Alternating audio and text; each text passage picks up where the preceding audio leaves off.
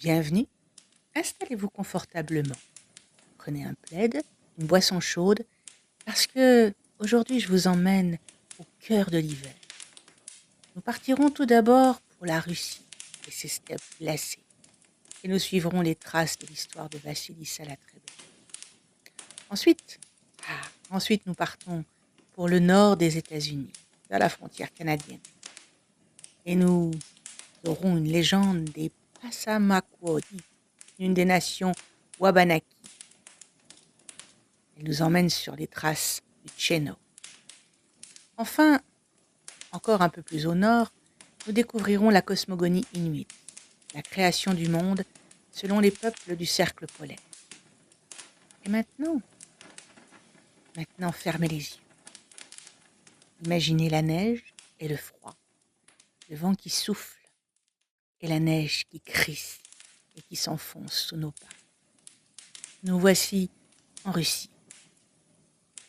Que débute l'histoire de Vassilissa. Son histoire commence le mieux du monde.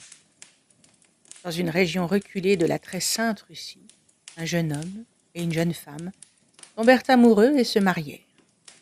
Rapidement, le couple devint parent d'une jolie petite fille qu'ils nommèrent Vassilissa.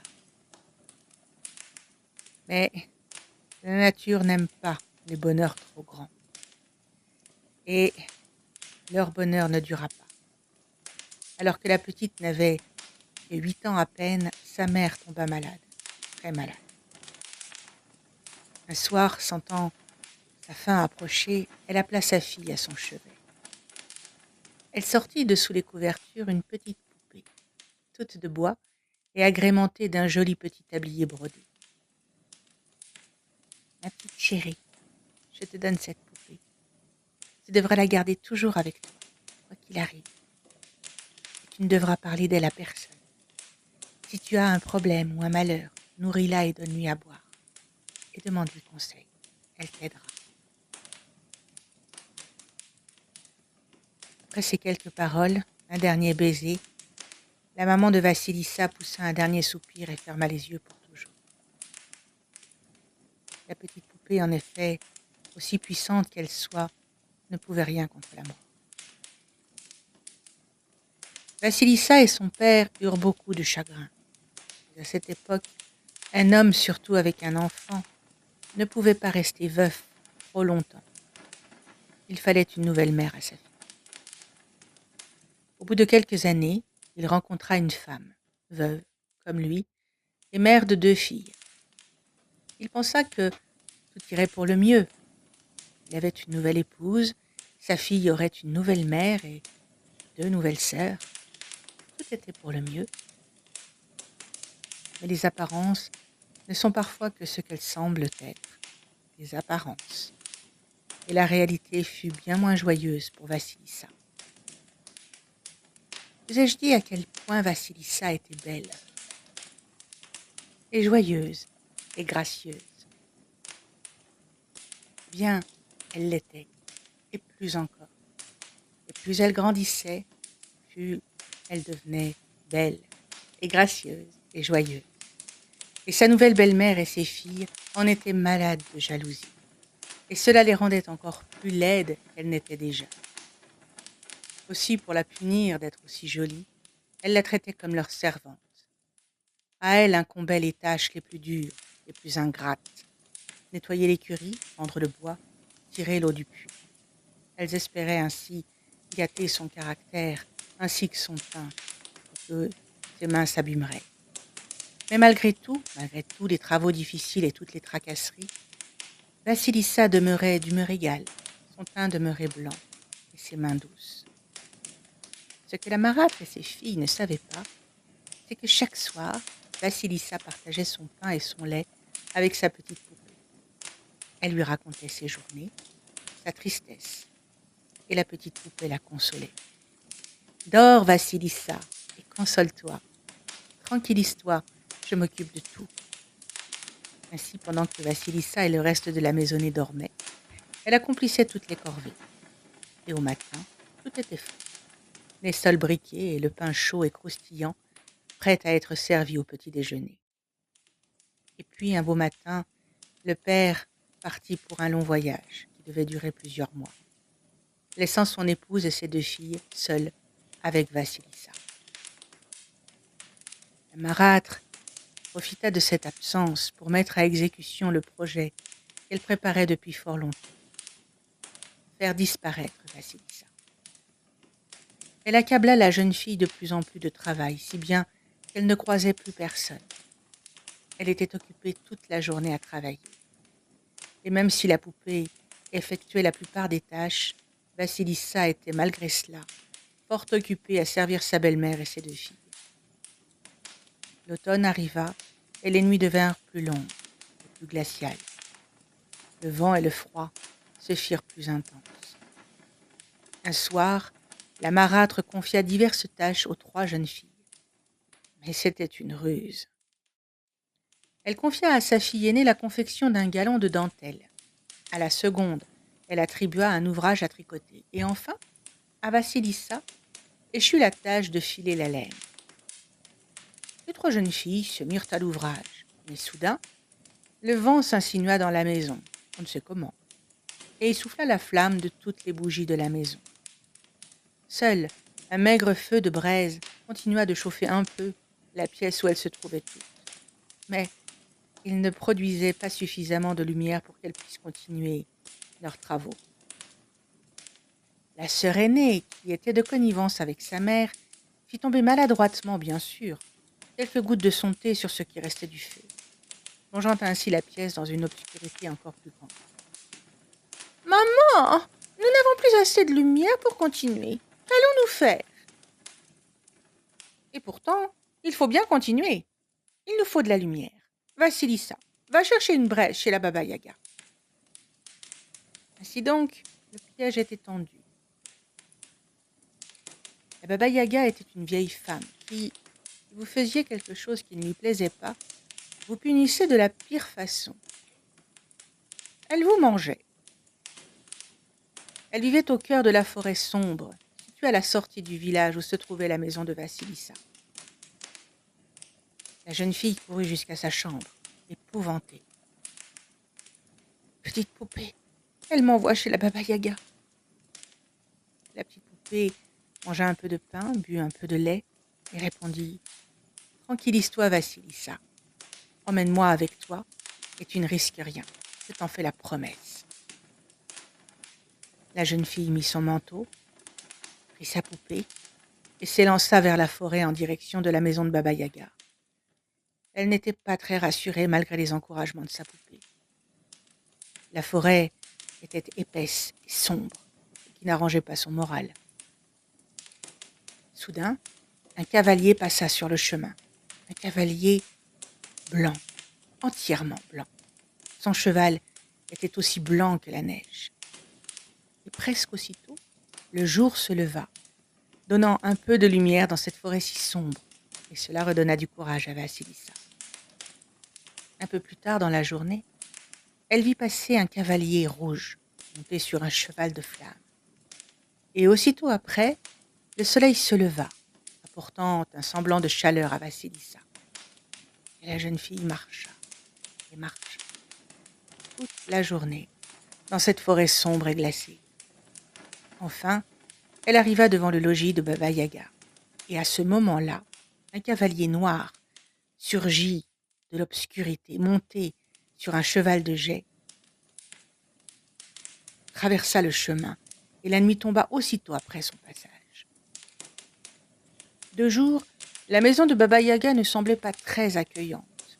De nuit, elle était terrifiante. La barrière était faite d'os humains, surmontée par des crânes vides à l'intérieur desquels brillaient des flammes qui paraissaient davantage faites pour effrayer les rares visiteurs que pour les accueillir. La porte était une bouche aux dents pointues et la maison semblait perchée sur ce qui ressemblait à des pattes de poulet, capables de marcher ou de tourner au gré du vent. La maison de l'enfer. Mais alors que Vassilissa contemplait tout cela, un fracas épouvantable se fit entendre. La Baba-Yaga rentrait chez elle. Elle n'était pas une sorcière ordinaire, elle ne voyageait pas sur un balai, non. Non, elle était à bord d'un mortier géant. Elle dirigeait à l'aide d'un pilon.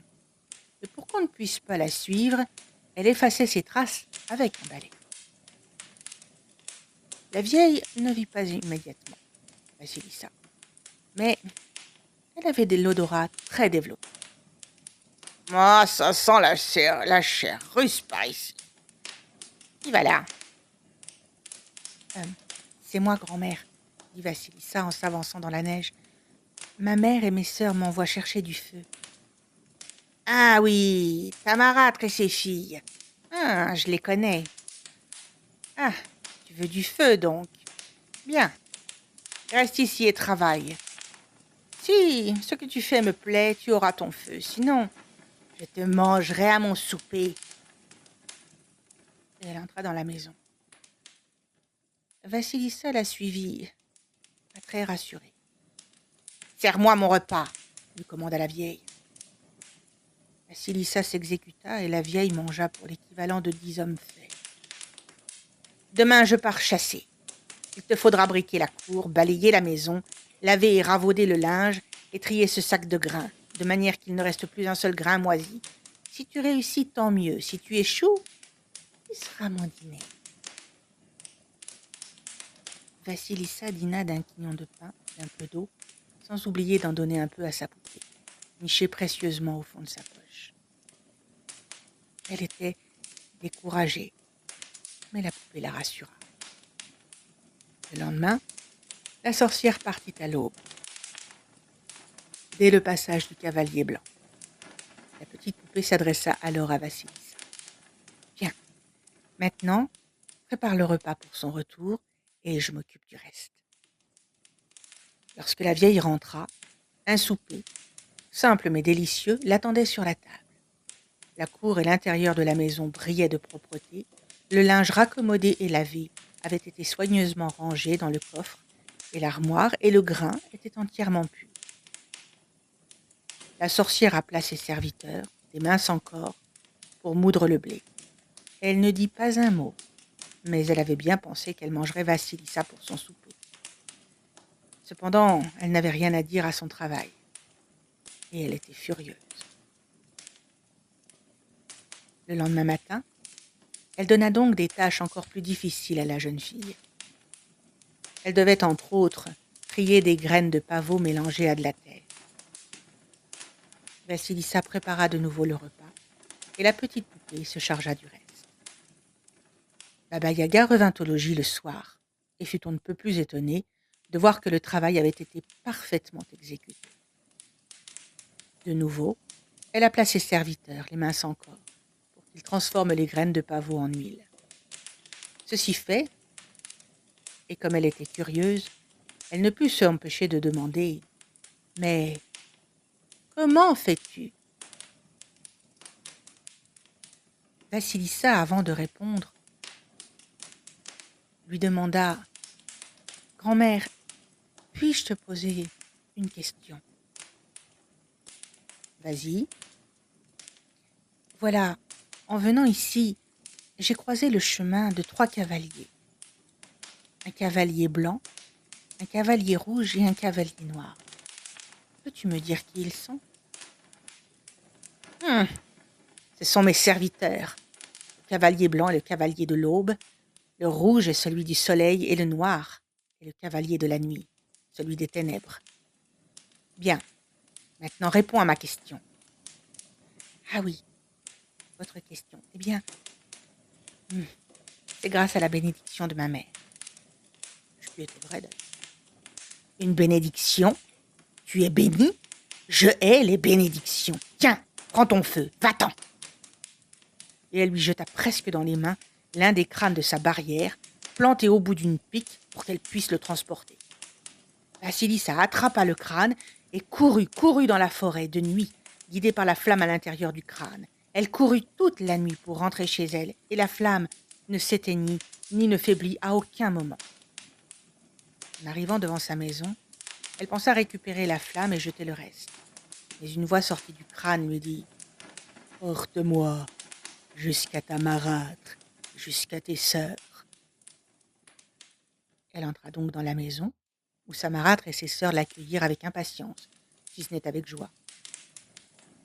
En effet, depuis le départ de Vassilissa, elle n'avait pas réussi à produire de feu, et les flammes apportées par les voisins n'avaient pas voulu prendre. Elles étaient frigorifiées, et bien contentes de voir que le feu de la Baba-Yaga voulait bien prendre dans la cheminée. Cependant, vous vous doutez bien que le feu d'une sorcière n'est pas un feu ordinaire.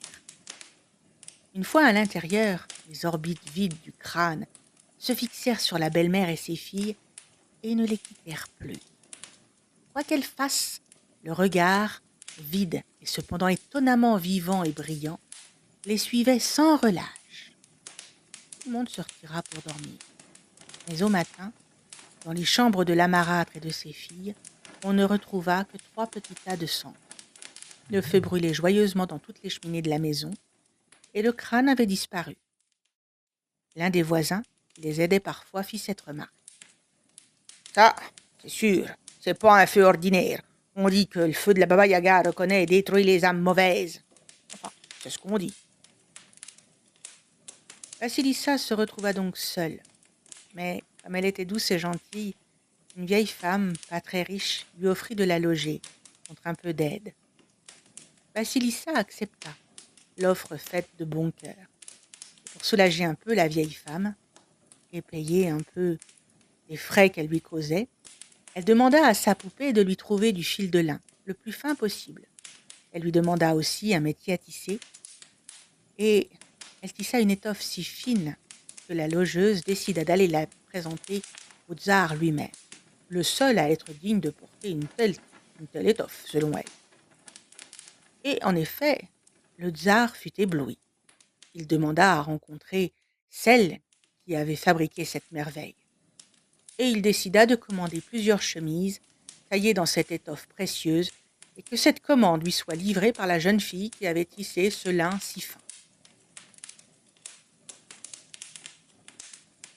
Vassilissa tissa, coupa et cousu les chemises pour le tsar et lui livrait au palais. Sur les conseils de sa poupée, elle s'était vêtue de sa plus jolie tenue et avait savamment coiffé ses beaux cheveux.